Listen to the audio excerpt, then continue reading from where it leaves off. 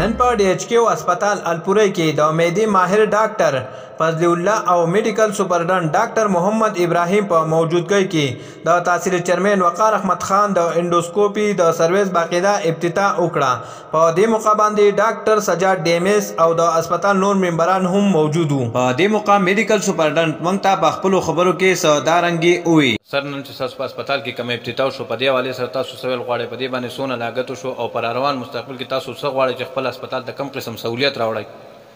بسم الله الرحمن الرحیم. دا افتتاح چې کوم شو دا انډوسکوپي دغه شو کوم چې د معدې زخم معلوموي د دپاره مطلب خلک سوات کې وایي دا ډایګنوز کوله چې زخم شته یا نشتی او د دې لپاره دا ده چې شپه به په ناره تېروي سهار په ناره به بیا راځي. نو په کور کې ورته دا یو فیسیلیټي جوړه شوه. مشین الریډي زموږ سره دلته و خو د یوز کې نو راغلی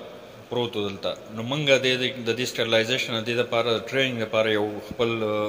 دغه ولیږو پیرامیډیک سټاف او هغه 2 هفتې د دې ټریننګ واغست او نن انشاءالله د ډاکټر فضل الله صاحب په نگرانۍ کې د کار شروع کو او دې سره به انشاءالله عوام ته ډېره زیاته فایده میلاویږي. او لاګت خو مشین دا دی چې د ګورنمنټ موږ کس ټریننګ ولیږو او دې لپاره د کومه ایریا چې دا او کمره چې دا رینویټ کړله ایګزیکټ لاګت موږ له پته نه لګېدلې یوه دغه 1.5 روپۍ ورسره اوټي کې هم څه کار مار شوی دی. سر تاسو ته ما وایي چې را روان کوم مستقبل کې تاسو څه غواړئ چې خپل هسپتال ته کوم داسې سہولیت راوړئ چې د غریبو خلکو ته د هغې نه فایده وي؟ نو موږ به انشاءالله کوشش کوو چې خپل ګایني سیټ اپ چې دی هغه امپروو کړو. ګایني کوم مشکلات چې راځي یا پیچیده کیسونه چې راځي نو د هغې دپاره اوس موږ په لیبر روم کې کار شروع کړلی. د هغې رینویشن دپاره موږ دغه جوړ کړلی چې د لیبر روم د کوم ضروریات چې دا ټول موږ پوره کړو. دغه د دې نه علاوه زموږ دا خواهش دی چې دلته موږ لیپروسکوپیک سرجري شروع کړو. لیپروسکوپیک سرجري والا زموږ بعضې کسان چې دي خاص کر فیمیل هغو بیا ځي بهر سیټ اپ کې خپل اپریشن کوي ځکه چې لیپروسکوپیک یو ایډوانس دغه دی. موږ ناظم صاحب ته هم ریکویسټ وکړو منسټر صاحب ته هم ریکویسټ کوو چې یاره زموږ په دې کې هیلپ وکړي او موږ ته د لیپروسکوپیک سرجري شروع شي نو هسپتال دپاره عوام دپاره به ډېره زیاته ښي. سر څنګه چې تاسو ته معلومه ده ضلع شانګله چې کومه ده نو دا غریز علاقه ده او دلته د کویلکان مزدوران چې کوم دي زیاتره هغه خلک دی. سر که موږ وګورو داسې چې ډېر ایمرجنسي چې دلته راوړی شي نو تاسو یو دم د دې ځای نه ریپیر کوئ سوات ته. نو آیا د څه وجوهات کیدای شي دلته تاسو سره سہولیت کمی دی سټاف کمی دی وجوهات د دې څه دي؟ د کویلکان خبره دا ده چې د هغو کم مریضان دلته راشي یا څه نو دا ریفرل به کېده مخکې خو اوس ریفرلز ډېر حده پورې کم شوي دي ځکه چې زموږ دلته سرجنان کار کوي او ورسره نرسنګ سټاف پیرامیډیک سټاف کلاس 4 ټول د دوی په وجه باندې دا ریفرلز ډېر زیات کم شي دي مخکیني په شان. خو بیا هم بعضې شیان داسې چې هغه موږ دلته کې نشو مینیج کولی. مثلا دا دی چې لکه بریچ داسې قسمه کیسز راشي چې هغه بلیډینګ ډېر زیات وي هغې کې د بلډ ټرانسفیوژن دغه یا په ګایني کې داسې کیسونه چې موږ ته پته اندازه کېږي کوم ګایني ډاکټران چې چېرې دی کې موږ ته د بلډ ډېر زیات ضرورت وي نو زموږ بلډ بینک چې دی هغه د بجلۍ په وجه باندې فنکشنل نه دی ځکه بلډ بینک ته ریګولر بلډ سپلای پکاري. اوس هم موږ ناظم صاحب ته ووایو چې موږ ته ایکسپریس لاین وشي او ما بعضې کسان د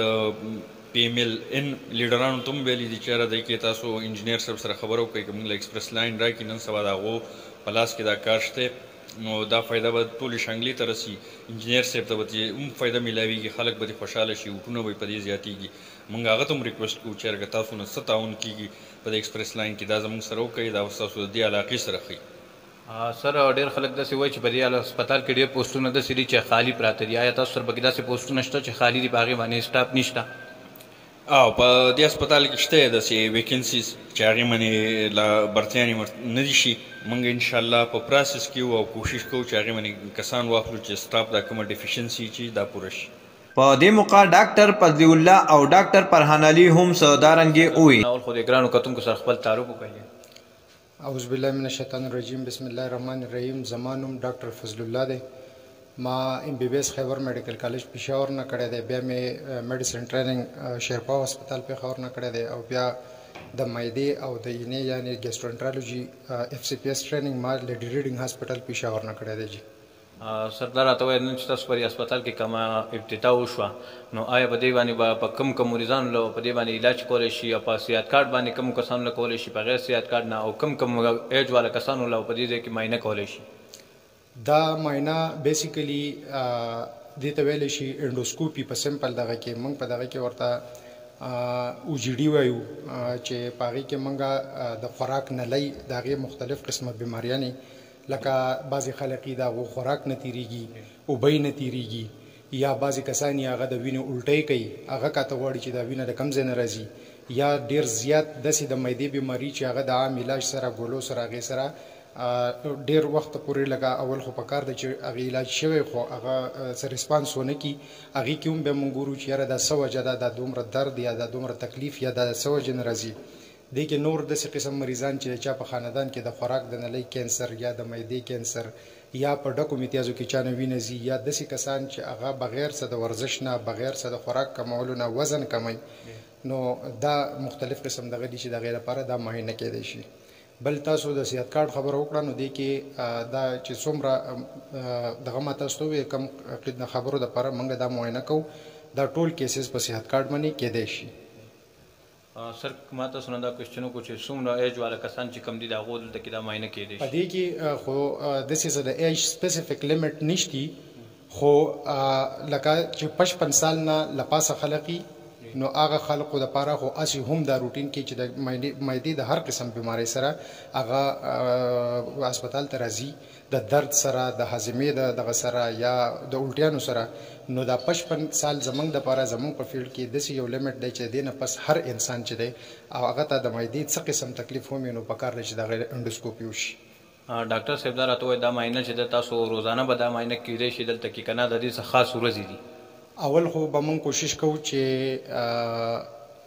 د بود دا ورځ چې دا مونږ سمپل صرف انډوسکوپي دپاره مختص کو بیا د هغې نه علاوه داسې څه خبره نشتي که فرض که ایمرجنسي والا په دې کې بعضې داسې د خبر راشي چې د انسان د خوراک په نلی کې د خوراک یو انخطی یا چېرته ماشومان یې اکثر هغو کې داسې څه سیکه تېره کي یا بل څه داسې دغه تېر کي نو هغه خو ایمرجنسي انډوسکوپي د هغه هر ټایم کیدی شي نور زمونږ بک کیسز لکه کوم چې موږ ډیټونه ورکوو یا کوم موږ ګورو دې کې بعضې لکه د تور زیړي اینې د کمزوروالي د وجې نه موږ د خوراک په نلی کې پیپونه ګورو د رګونه ګورو چې یاره پړسېدلي دي د هغې مزید مخکې څه قسم علاج پکار دی نو هغې لپاره خو موږ اول نه مریض ته ټسټونه کوو هغې یو ټایم ورکوو لکه هغې ایمرجنسي نه وي نو هغه معاینې چې دي هغه به صرف د بود پر ورځ فلحال کېږي ډاکټر صاحب د دې نه مخکې دا یا دلته کې دا سهولیت نه و نو دا مریضان چې کم دي دا به کوم ځای ته ریفر کړي د دې نه مخکې خو موږ سره دا ماشین حکومت د طرف نه راغلی یو 3 کاله مخکې دی خو بدقسمتي دا وه چې بیا زموږ سره دلته کې زموږ د فیلډ ګیسټرنټرالوجي والا څوک کس د وسه پورې نه و زما خو دا تقریبا 9-10 میاشتې وشوې چې زما سرویسز ما دلته کې شروع کړي دي بیا پکې څه لږه ډېره ډیفیشنسي وه هغه ډیفیشنسي د وجې نه پکې دا دومره ټایم دغه شو نو الحمدلله د ایم ایس صاحب د کاوشونو او ما چې هغو ته څومره ډیمانډز او دا دغه وکړه هغه ټول اکوپمنټس تقریبا هغو موږ ته پوره کړو لږه نوره چې کومه ډیفیشنسي هغه هم انشاءالله هوپفولي پوره شي د دې وجې نه په شانګله کې د اوسه پورې د انډوسکوپي کانسپټ نه و موږ ته به چې داسې مریض راغی چې هغه ته به د انډوسکوپي ضرورت و نو موږ به سوات تللی وو ډاکټر صاحب د ټول ناول خو د ګرانو کتونکو سره خپل تعارف وکړئ السلام علیکم زما نوم ډاکټر فرحان علي دی ما ایم بی بی ایس د خیبر میډیکل کالج نه کړی دی او اف سی پی ایس ټریننګ ما ملټري هاسپټل راولپنډي نه کړی دی او بیا مې اف سی پی ایس پاس کړی سی پی ایس پی پاکستان نه زه اوس ایز رجسټرار کار کوم کنسلټنټ ګیسټرونټالوجسټ سیدو ټیچنګ هاسپټل کې ډاکټر صاحب نن چې کوم سہولیت لري ابتدا شو په دې حوالې سره تاسو څه غواړئ بس نن خو زموږ دپاره د خوش قسمتۍ خبره ده چې ډاکټر فضل الله صاحب مونږ په دې ښکلي موقع کې را بللي یو دا چې کوم دي دې ته مونږ په خپل اصلاح کې پر جی انډوسکوپي وایو خو دا ډېر یو بیسک او اهم ضرورت دی او دا د شنګلې د خلکو دپاره خوش قسمتي ده چې دا پروسیجر د لې سټارټ شو ځکه چې د دې پروسیجر دپاره به خلک پېښور او سوات ته لرې لرې ځایګونو ته تلو نو زیاتتر چې د خوراک د نالۍ د کولمو یا د معدې کمې مسلې نو هغه په دې ماشین باندې معلومېدی شي نو خلکو ته به ډېر زیات سهولت د دې نه انشاءالله د ضلع شنګلې د غریب عوام دپاره د خوشحالۍ خبره ده اوس به د معدې او د جګر مریضانو ته د سوات د تلو هیڅ ضرورت نه وي ولې چې په ډي ایچ کیو اسپتال الپورۍ کې د ډاکټر فضل الله په نگرانۍ کې ستاسو د معدې انډوګرافي کولی شي